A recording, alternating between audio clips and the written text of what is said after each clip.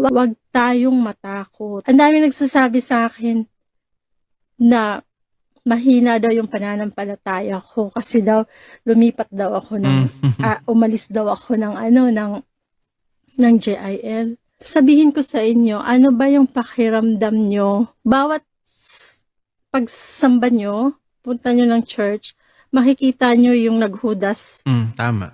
at kumampi doon sa alam nating saan ka ba ng bayan. Anong mararamdaman nyo? And take note, sabi sa Proverbs, nabasa ko yun, bad company corrupts good character. So bakit ka magi-stay dun sa isang place na hindi makakatulong na lumago yung faith mo? Kaya wag yung questionin yung faith ko. Pwede ba? Senator Joel Villanueva, andun na siya sa posisyon niya. Andun lahat ng chance na maipagtanggol niya yung bayan natin laban sa mga kurakot. Pero anong ginawa niya, di ba?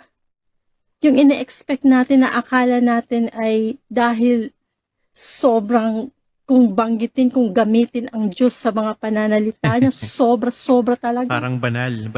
Parang umaga, araw, gabi, Lord ka ng Lord. Tingnan mo, iba pala yung nilolord mo. Si Jesus Remulla pala.